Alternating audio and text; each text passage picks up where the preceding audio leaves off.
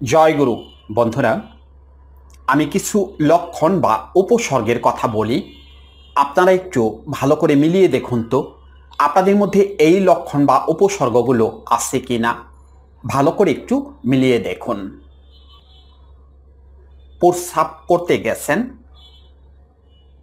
প্রস্রাব ঠিকমতো আসতেছে না, মাঝে মধ্যেই প্রস্রাব থেমে যাচ্ছে।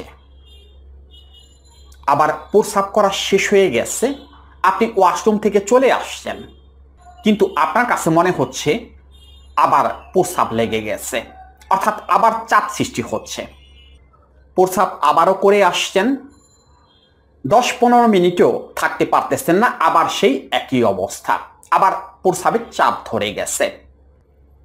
নাভির নিচের অংশে প্রচণ্ড রকমের চাপ ধরে আছে, মনে হচ্ছে কি যেন দলা পাকিয়ে আছে এমন মনে হচ্ছে।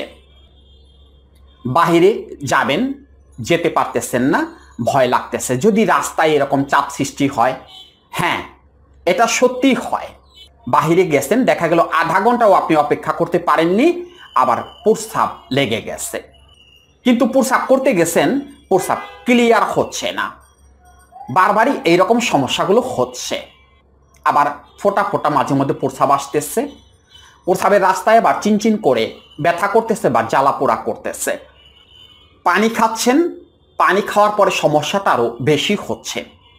এখন এমন একটা অবস্থা, আপনি ভয়ে পানি খেতে পারতেছেন না।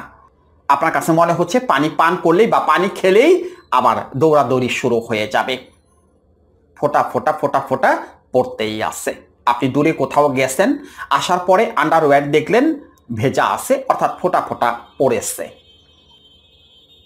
কি করবেন? এই সমস্যার জন্য তো অনেক কিছু করেছেন, সঠিকভাবে কি ফল পেয়েছেন? অর্থাৎ সমাধান কি স্থায়ীভাবে হয়েছে? না হয়ে থাকলে আজকের ভিডিওটি দেখুন। আজকে কোনো ওষুধের কথা বলবো না, আজকে এমন একটি ব্যায়াম বা শ্বাস প্রশ্বাসের কাজ আমি দেখাবো, যেটা আপনারা করলে আপনাদের এই সমস্যার স্থায়ী সমাধান হয়ে যাবে। অর্থাৎ এই যে প্রস্রাব ধরে না রাখার ক্ষমতা, এটা আপনি ফিরে পাবেন, আপনি প্রস্রাব ধরে রাখতে পারবেন। মনোযোগ সহকারে কথাগুলো শুনতে থাকুন, বোঝার চেষ্টা করুন আমি কি মেসেজগুলো আপনাদের দিতে চাচ্ছি। এই যে সমস্যা ফেস করতেছেন, কেন এই সমস্যাটা হচ্ছে, কেন আপনাদের জানতে ইচ্ছে করে না যে এই সমস্যাটা কেন হচ্ছে? এই সমস্যাটা কি হঠাৎ করেই হয়েছে? না, এটা হঠাৎ করে হয়নি, এটার পেছনে বেশ কিছু কারণ আছে। আমি একটু কারণগুলো উল্লেখ করতেছি কেন এই সমস্যাটা হচ্ছে।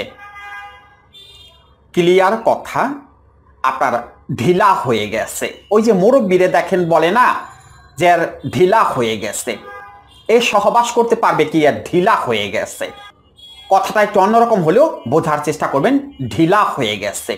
কি ঢিলা হয়ে গেছে? গোপন অঙ্গ ঢিলা হয়ে গেছে। মুরব্বীরা তো ইঙ্গিত করে ওটাই যে গোপন অঙ্গ ঢিলা হয়ে গেছে। আসলে তা না, গোপন অঙ্গ ঢিলা হয়ে যায়নি, গোপন অঙ্গের ভেতরের যে টিস্যু বা রগগুলো আছে সেগুলো ঢিলা হয়ে গেছে। একেবারে সত্যি কথা, মুরব্বীরা যে বলে মিথ্যে বলে না, ঢিলা হয়ে গেছে। এখন এই ঢিলা কেন হয়ে গেল, রগগুলো কেন ঢিলা হয়ে গেল? আপনি জানেন না কেন আপনার রগগুলো ঢিলা হয়ে গেছে? 12 বছরের আগে কি আপনার রগ ঢিলা ছিল? যখন আপনার ওইটা হয়নি, যখন মণিবীর্য হয়নি, তখন কি আপনার রগ ঢিলা ছিল? তখন রগ ঢিলা ছিল না। তখন আপনি প্রস্রাব করলে 5 হাত দূরে গিয়ে প্রস্রাব পড়তো, অর্থাৎ প্রস্রাবের গতি এত বেশি ছিল। আর আপনি এখন প্রস্রাব করতে গেলে 5 হাত তো দূরের কথা, 4 আঙ্গুল বাহিরে যায় না। কারণ কি? কারণ ঢিলা হয়ে গেছে। কেন ঢিলা হয়েছে? এই যে বললাম 12 বছরের আগে তো ঢিলা ছিল না, 12 বছরের পরে ঢিলা হয়ে গেছে। ওই যে কাজটা কন্টিনিউ করেছেন, মাথা গরম হয়েছে, কন্টিনিউ কাজটা করেছেন, ওই কন্টিনিউ কাজটা করার ফলে রগ ঢিলা হয়ে গেছে। এটা হলো প্রথম এবং প্রধান কারণ। যারা অতিরিক্ত হস্তমৈথুন বা মাস্টারবেশন করে তাদের এই সমস্যাটা একটা পর্যায়ে হবেই, একেবারে সত্যি কথা, একটা পর্যায়ে হবে। দ্বিতীয় কারণটি হলো আপনার অন্ডকোষে পানি ধারণ করার ক্ষমতা কমে গেছে। এখন আপনার অন্ডকোষ পানি ধরে রাখতে পারে না। কেন পারে না? অন্ডকোষের পানি ধারণ করার ক্ষমতা কমে যায় কেন? এটাও ওই একই কারণ। ওগুলোর কারণে আপনার পেটে বিভিন্ন রকমের সমস্যা হয়ে গেছে, ডাইজেস্টের সমস্যা হয়ে গেছে, লিভারে সমস্যা হয়, এখন পাচন ক্রিয়ায় সমস্যা হয়, যার কারণে অন্ডকোষে যে পানিগুলো চলে আসে সেটা ধরে রাখা যায় না, অর্থাৎ পাওয়ার কমে গেছে। অন্ডকোষটাকে বলা হয় পাওয়ার হাউস।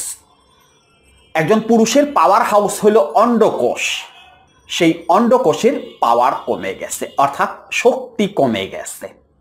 কিসের কারণে? ওই যে বললাম, পেটে সমস্যা হয়ে যাচ্ছে, যার কারণে পাওয়ার কমে যাচ্ছে।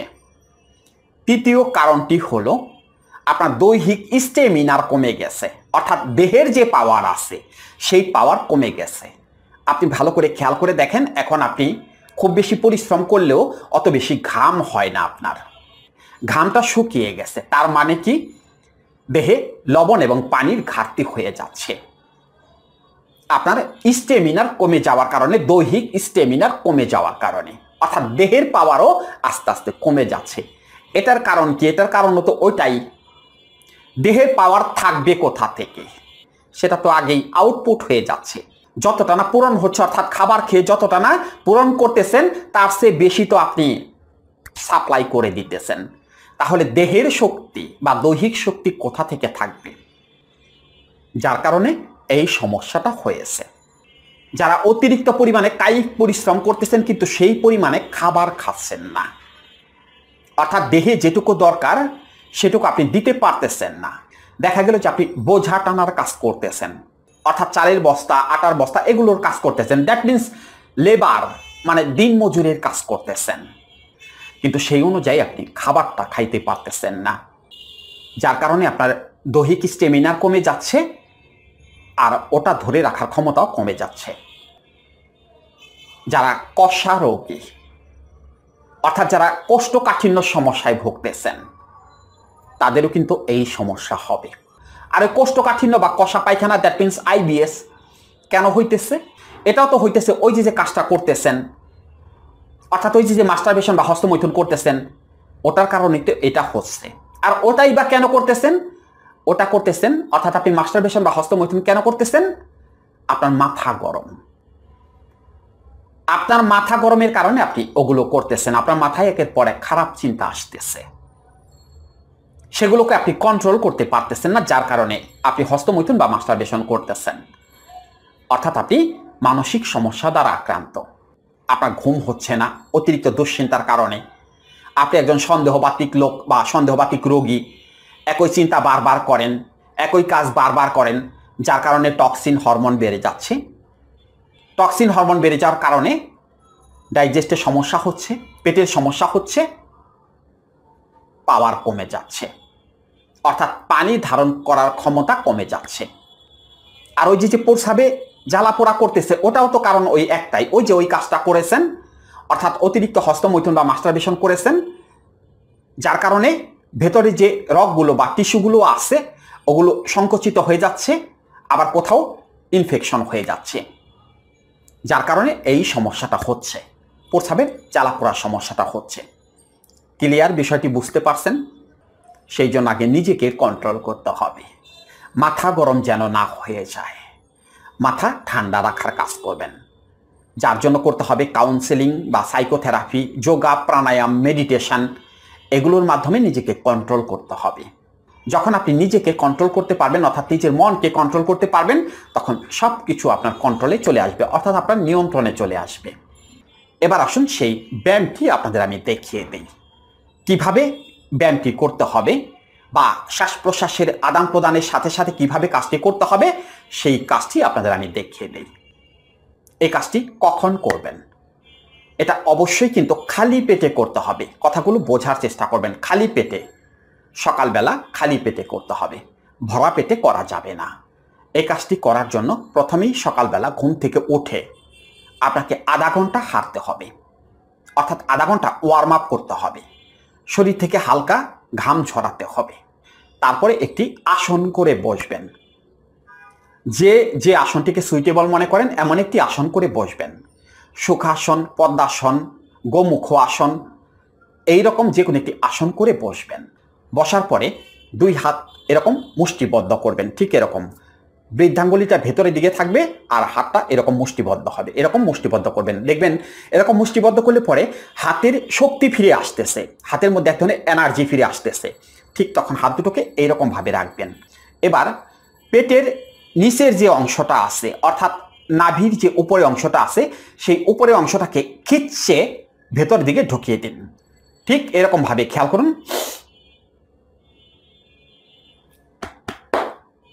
অর্থাৎ ভেতরের দিকে ঢুকে গেছে, আপনি দম আটকে ফেলেছেন, সেই দমটাকে ধরে রাখুন, যতক্ষণ সম্ভব ধরে রাখুন। নির্দিষ্ট কিন্তু কোনো সময় নেই, এটা আপনার উপর নির্ভর করবে আপনি কতক্ষণ ধরে রাখতে পারেন। ভেতরের দিকে পেটটাকে নিয়ে, অর্থাৎ খিচ্ছে ভেতরের দিকে পেটটাকে নিয়ে আপনি দম আটকে ঠিক এরকম ভাবে বসে থাকুন।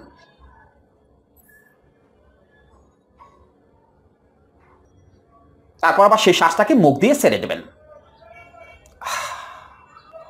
আবার ভেতরে নিন।